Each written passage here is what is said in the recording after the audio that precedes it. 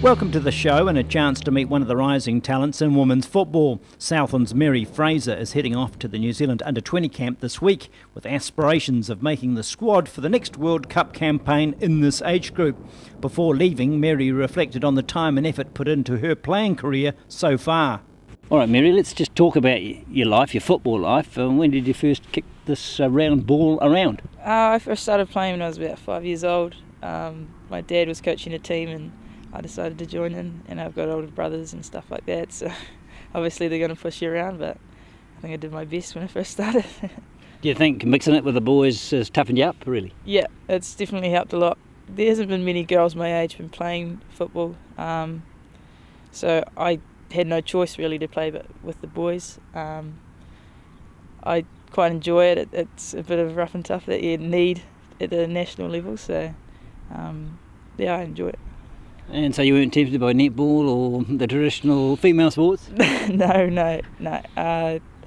Never been tempted by any of the other sports. Soccer, football has pretty much been my love for over the years. So.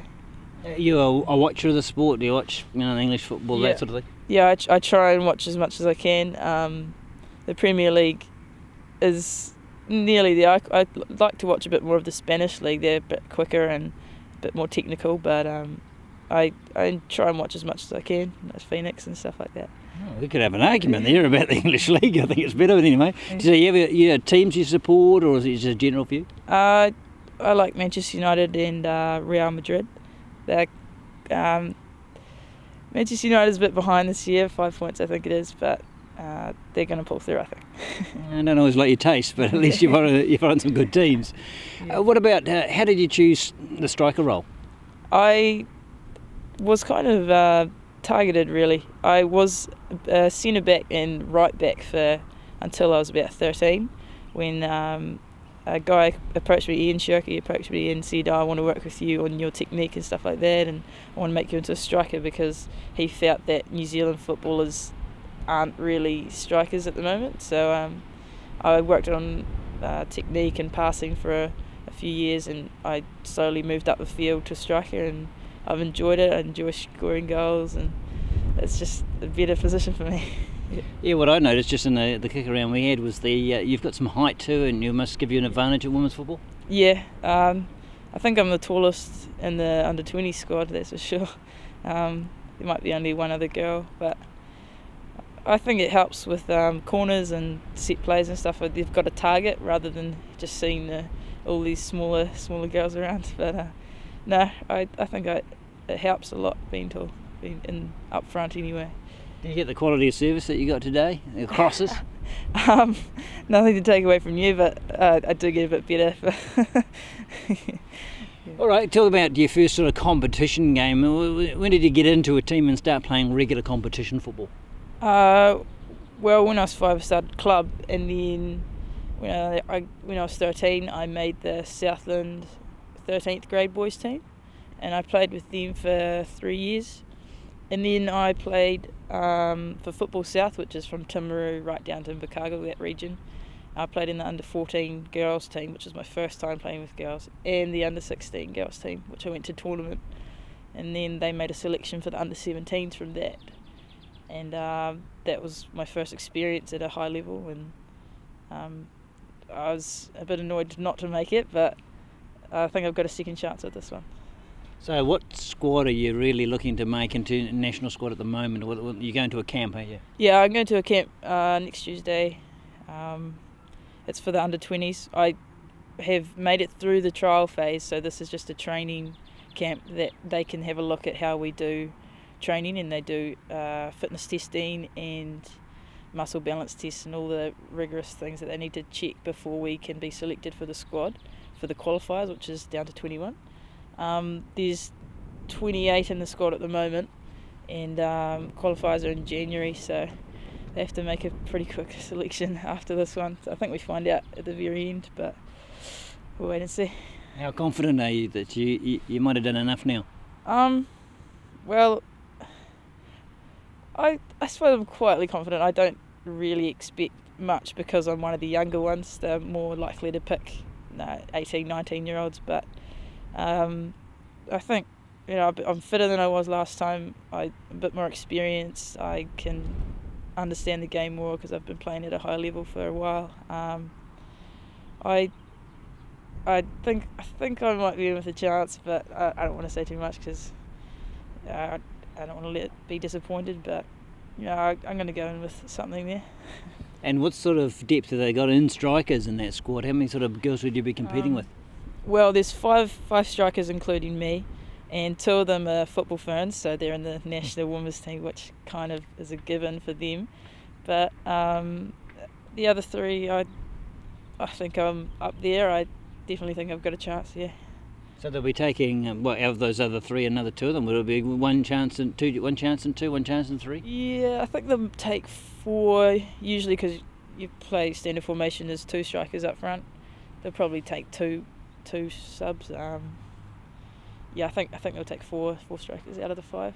So. Oh, that sounds more promising the more I hear about it. Yeah. So assuming the squad forms, you're in it, where are they off to? World Cup is in Uzbekistan. I bet you haven't been there very often. No, I haven't. I think it's near Kazakhstan or just something south of Russia. But the qualifiers are usually in Auckland, so that's in January. Yeah. That's exciting. It could be very exciting next year for you. Yeah.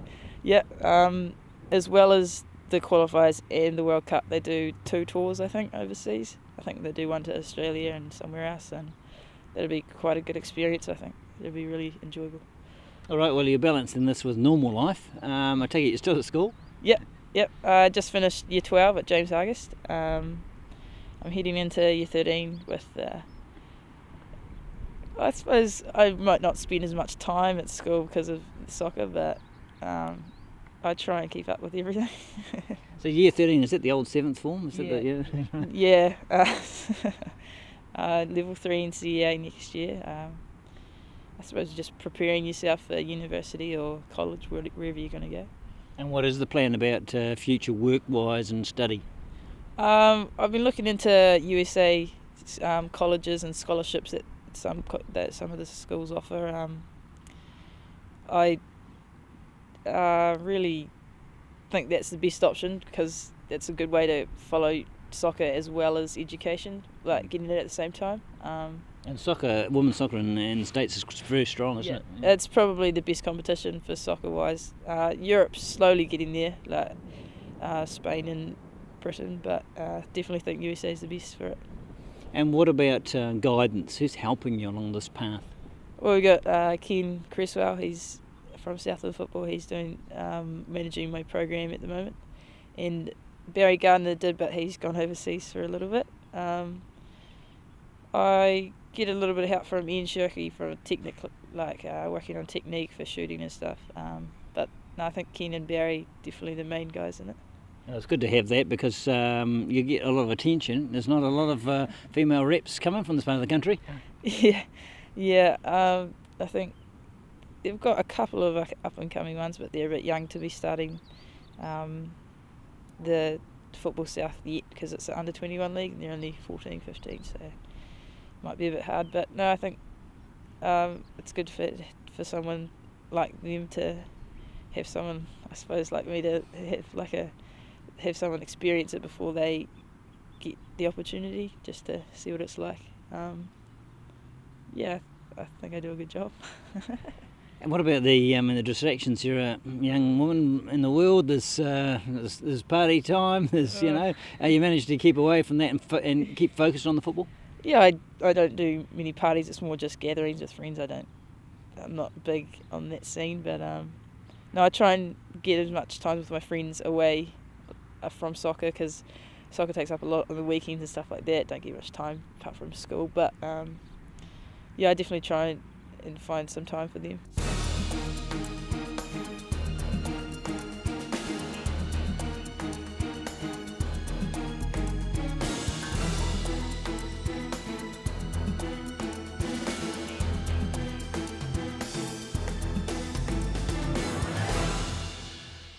Supporting local content so you can see more of New Zealand on air.